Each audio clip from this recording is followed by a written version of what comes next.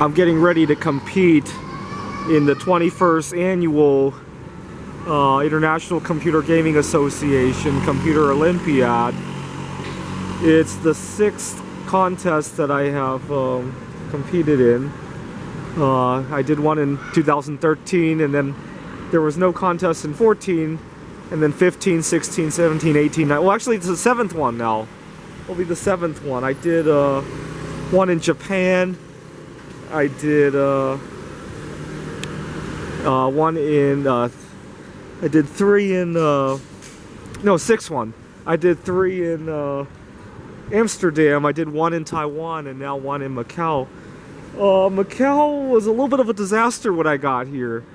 I didn't realize that we didn't have cooking facilities, and some of the restaurants were not exactly very fitting to my diet. But it's alright, I figured something out, and I guess I'm going to be really famous at one of these restaurants, because I'm not going to go out to look for another suitable one, given how much time it took today. I also couldn't find a place to do my laundry, which is a little bit of a shocker to me, because everywhere I go, you know, I've lived out of my car for a combined total of over 4 years now, believe it or not. On and off, on and off. I've had phases in my life where I had to move somewhere, but on and off in my car for 4 years. I go to laundromats all the time.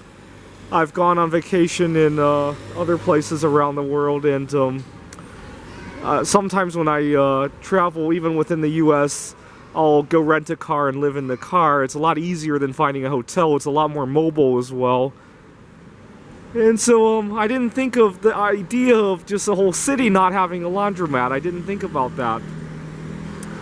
I was also a little bit taken aback by the cost of everything here, and I guess I'm fortunate I brought all those other foreign currencies from earlier trips. I needed to exchange some of that for, well, right there's the currency exchange place that I went to earlier today. The rates were pretty good though, so I wasn't too upset about that. Altogether with this trip, see, I've really gotten over my fear of flying. When I was a kid, 2 events really caused me to fear flying. We had 9/11, obviously. I was 14 years old. And then we had Space Shuttle Columbia. I was 15. And after that, I didn't want to fly. A few years after Columbia, my parents were on vacation with my brother. My brother was, how old was he? 13 years old at this? No, he wasn't 13. I'm sorry. I'm thinking of another trip. He was 4 years old.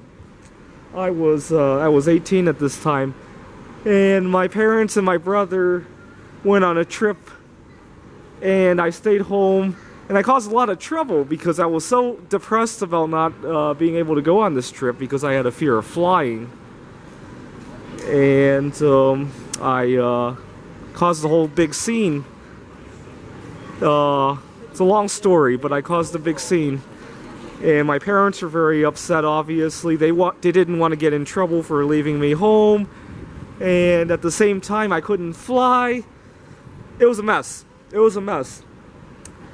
But I started to get over it because I was watching American Idol, one of my favorite shows, and then one year, Kelly Clarkson, the winner of the first Idol, went on to compete against idols from all around the world.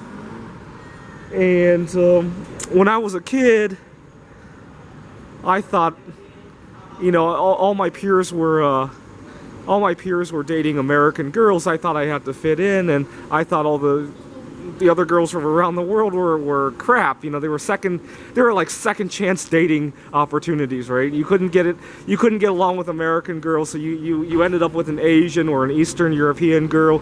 It was like second chance dating, and you know, I didn't like the idea of having to settle for second chance. And then I watched World Idol, and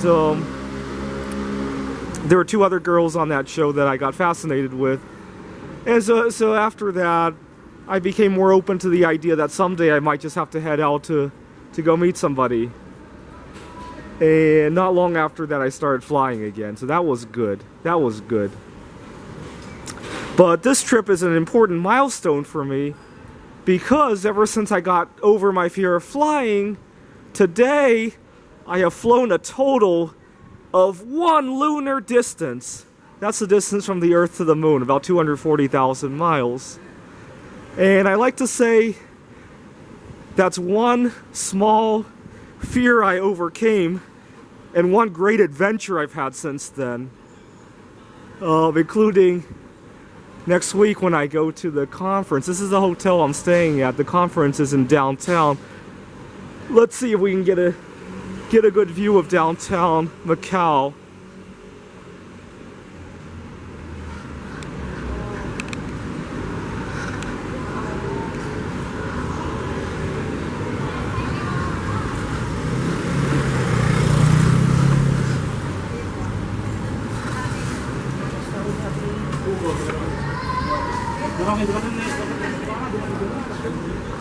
So what I really like about Macau is that you can walk around and hear all sorts of languages, and yet at the same time I haven't run into any language barriers.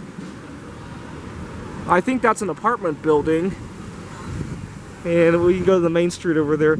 So I ran into major language barriers when I was traveling in Japan. I had a layover in Japan and spent the night there. And I ran into major language barriers because all the stations are written in Japanese and nobody there speaks English. And I almost couldn't find I almost got lost in Japan over that.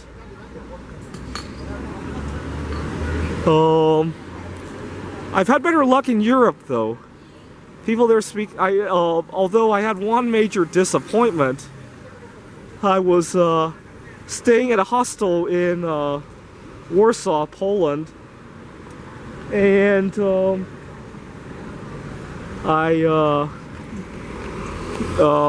on a second, there's a lot of noise here.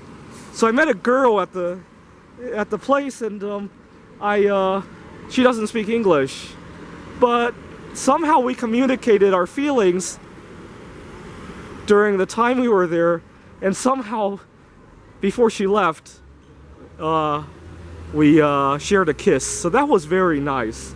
And I added her on Facebook, and after I got home, I frantically tried to learn to speak Polish. Unfortunately, a lot of other things came up that completely swallowed that concept, and a couple months after I got home, I discovered she had met some other guy, but I felt good for her.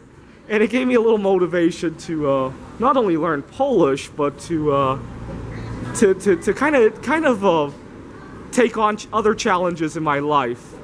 So that was good.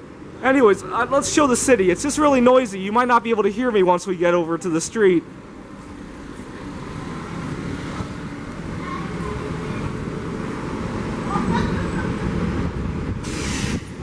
So we have a lot of casinos here. Kind of fitting because I wrote quite a few games that involve random chance, like Einstein and Dice Shogi.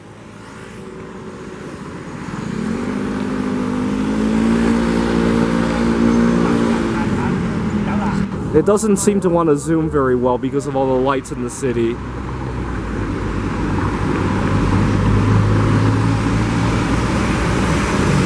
Thanks for watching.